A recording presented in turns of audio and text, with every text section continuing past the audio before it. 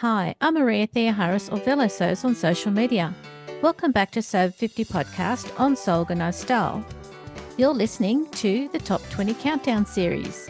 And that comes back to the expensive as well. It's very lovely quality Tana lawn or silk crepe de chine, and it is in the pricier bracket, but it's one of those cloths that's worth investing in and treasuring and making into something that you want to keep for as long as possible. It will wear out. Of course. Because that's another thing with natural fibres. People think, oh, I've bought this beautiful expensive linen. It won't wear out, but it does. Susan Young has written many research pieces for Sober 50 as their blog writer, and this particular podcast is a reflection of one of those pieces she wrote back in 2020. This episode about natural versus man-made fibre purchases is number 11 on the Top 20 Countdown.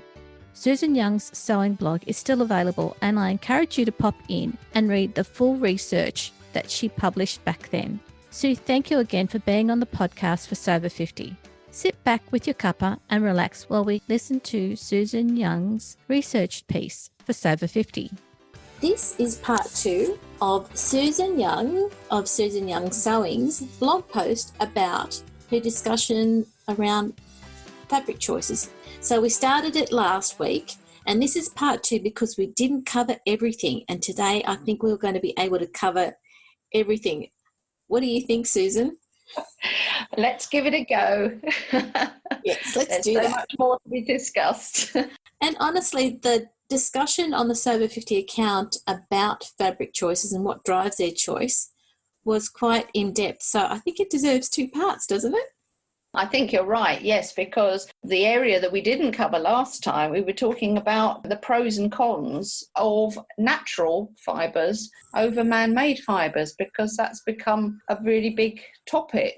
So natural fibres, there's only a very few categories of them. So you've got cotton, you've got wool, you've got silk, and you've got linen, are the originals, as it were, and they've been in use as a textile for thousands of years, absolutely, forever. And then since the beginning of the last century, early in the last century, they managed to start manufacturing artificial versions of fabrics, chemically creating. So you had nylon came along, and then obviously polyester. Some of those were entirely chemical, and there still are fabrics that are constructed entirely by chemical means. Yeah. And you've got also the ones like viscose that are manufactured from a natural source, but they have been chemically engineered to become a textile. So viscose now is, I don't know, I've got no figures to back this up, but it just feels like viscose is one of the most prevalent fabrics out there. It's relatively cheap and it's quite durable. You can print on it well. It can be woven into lots of different fabric types. Yeah. That's another thing that you start to learn, and I did touch on it in the blog post, is those people who know nothing about textiles think that cotton is cotton, and cotton isn't. Cotton is what it's made from, but it can be made into a massive number of different fabric types. So it ranges from very fine. So a soft cotton voile is a really fine sheer fabric. Yeah. And then you work your way up. Denim is made of cotton, and that's a twill weave.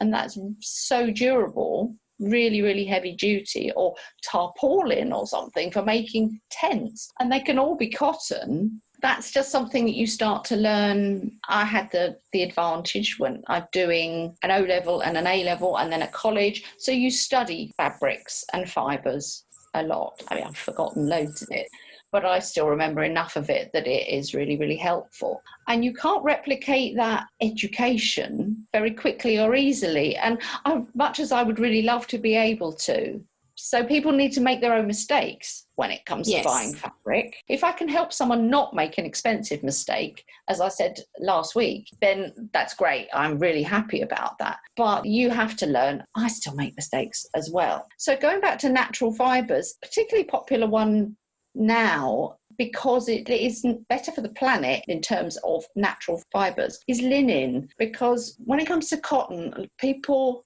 are not aware of just how much impact it has on the planet. Yeah. Its production, I mean, on so many levels. So initially we're talking about the vast amount of water that the plant needs, using a lot of chemicals on it to keep infamous boll weevil at bay. So the chemicals then would have a detrimental effect on the workers who work with it. Then you get into the realms of slavery as well, in the early days of production in the south of America in particular. So it's got a really checkered history, and it isn't quite the innocent fabric that you might think, oh, it's just a piece of cotton. But actually, if you go into it, it's a really, really eye-opening.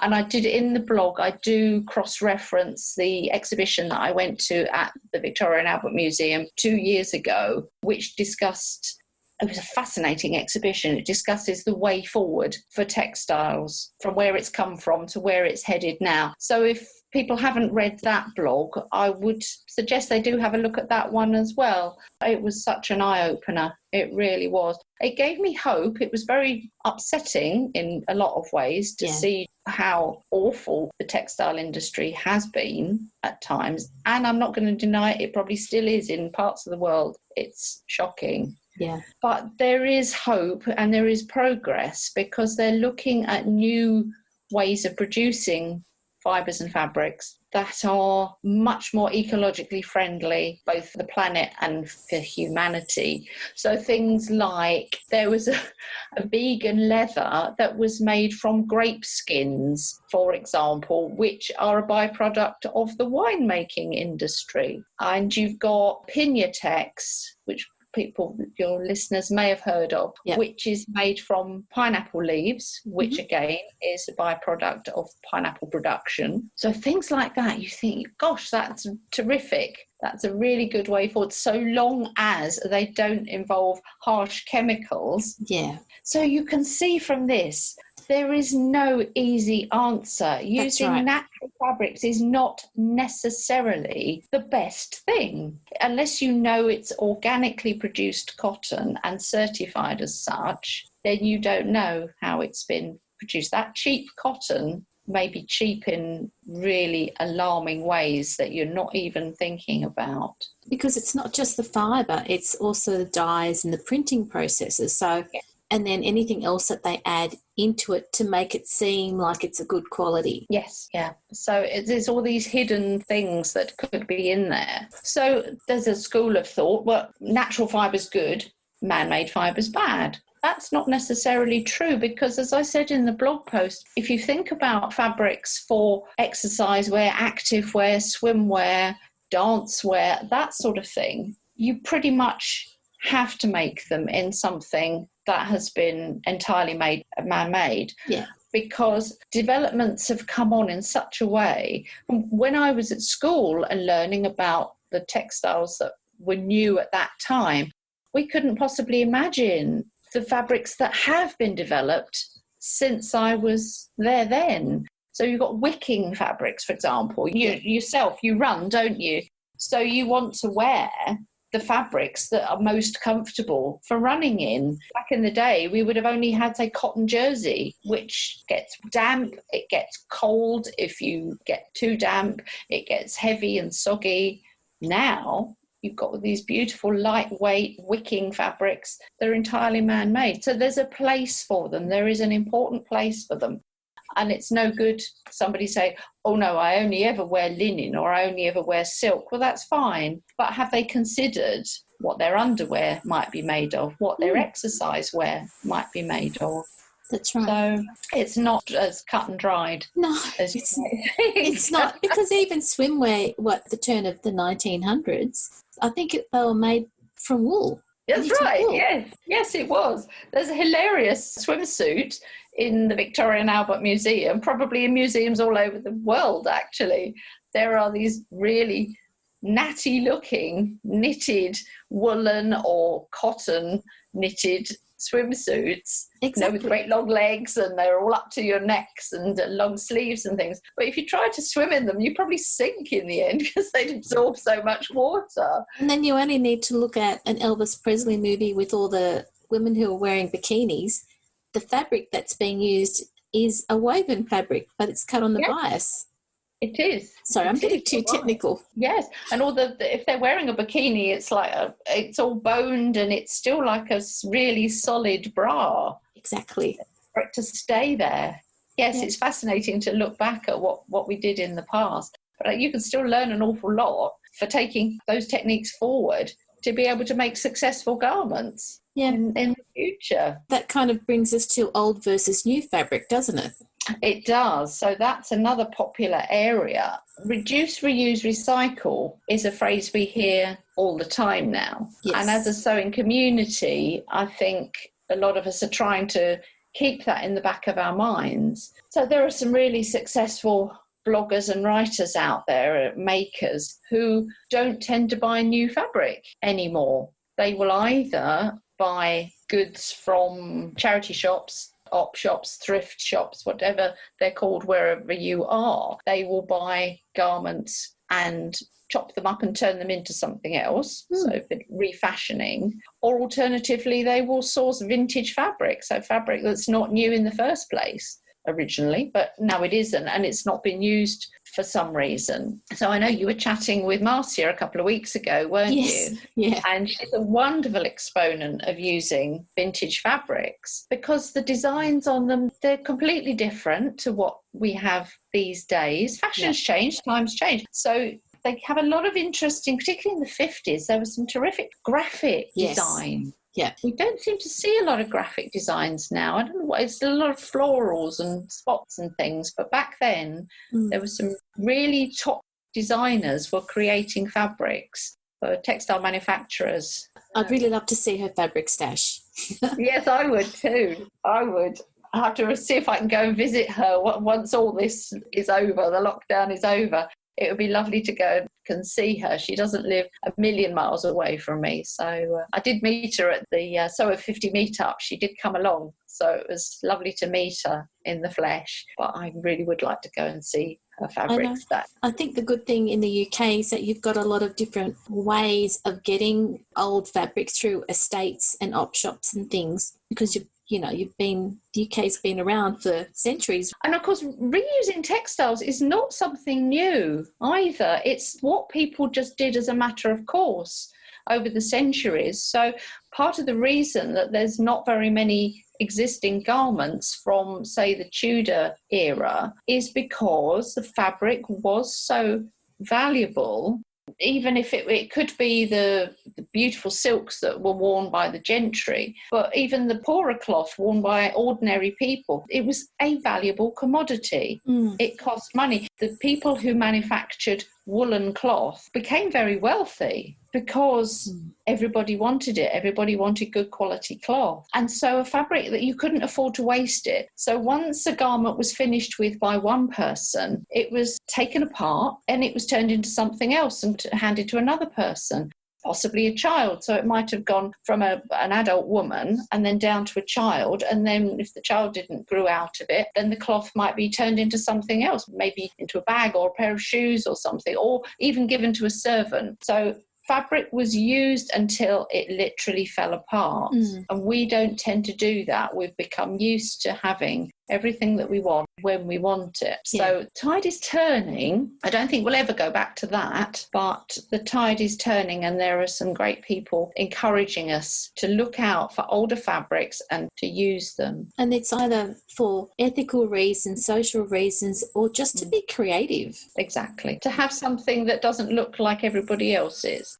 There are some beautiful fabrics out there being produced now, but then you see lots of people using them. It's nice to see that they've used them in different ways, but they're still the same design. And there's some quite dramatic designs out there at the moment, so they pop up rather a lot. I think the supplier of those fabrics has managed to get that out there to quite a number of online shops, so they're all competing with one another to sell the same cloth. Whereas, as you say, if you find some vintage fabric, then nobody else is going to have it. Then you've got heritage companies like Liberty, who their designs, they've been going for best part 150 years now, and their designs for their fabrics are all in their archive. So there's always new designs every year, but then they will keep producing or reissuing some of their previous designs, and there are some really interesting ones. If your listeners are not familiar with Liberty, they've not been to the UK and been to the Liberty shop, I'd urge them to have a look at their website, simply because you can see the breadth of fabric design. It really is the pinnacle of fabric design, because you've got the little flowers and that people might associate with Liberty. Exactly. And then you've got really imaginative fantasy and graphic designs. You won't find plain striped or spotted cloth. It is all sorts going on. And that comes back to the expensive as well. It's very lovely quality Tana lawn or silk crepe de chine, and it is in the pricier bracket, but it's one of those cloths that's worth investing in and treasuring and making into something that you want to keep for as long as possible. It will wear out. Of course. Because that's another thing with natural fibres. People think, oh, I've bought this beautiful, expensive linen. It won't wear out, but it does. The only things that don't wear out are the man-made ones, which goes back to being the planet, protecting the planet, because they never break down. But if you're going to wear it forever, then keep wearing it. There is nothing wrong. There's a bit of snobbery with natural versus man-made, but there is a place for man-made. We just need to be careful quantity that we keep producing of it. That's right. Like, it's just been really great, A, to catch up with you, and B, I love when you put a blog post together, whether it's for Sew Over 50 or for the makes that you do, because you give so much to the sewing community. You've always got as many sides of the story as possible, and I always learn from them, and they're fun to read. Oh, great. Yeah, I always try to see it from as many angles as possible, because whilst it is an opinion piece, I'm very much bringing in other people's opinions as well in this particular area. The same with the batch sewing one that's coming up as well. That's going to be one to look forward to. From my perspective, thank you so much for being the official blog writer for Sew Over 50. Oh, it's my pleasure. You do an amazing job every single time, and it's really great that, this one blog post we've been able to cover in 2 podcasts because of the depth of the work that you put together. Thanks again for being on Sew Organised Style podcast. It's been my pleasure. Always lovely to chat with you, Maria. This episode of Sew Over 50 podcast on Sew Organised Style was produced by me, Maria Theoharis, with permission of Susan Young, sound by bensound.com. Many thanks for the ongoing support of the podcast Patreon contributors. On patreon.com/Sew Organised Style, you can support this podcast every month for the cost of a coffee. Their ongoing support enables me to develop this podcast for free.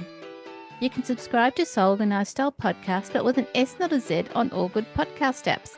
Make sure you go back and listen to our free Sew 50 podcast archive on Sew Organised Style podcast. If you would like to contribute to the many ongoing posts and challenges the team promotes on the Sew Over 50 account on Instagram, direct message Sandy and the editorial team. The Sew Over 50 community has over 50,000 followers. We look forward to joining you in your sewing room next time. Stay safe, everyone.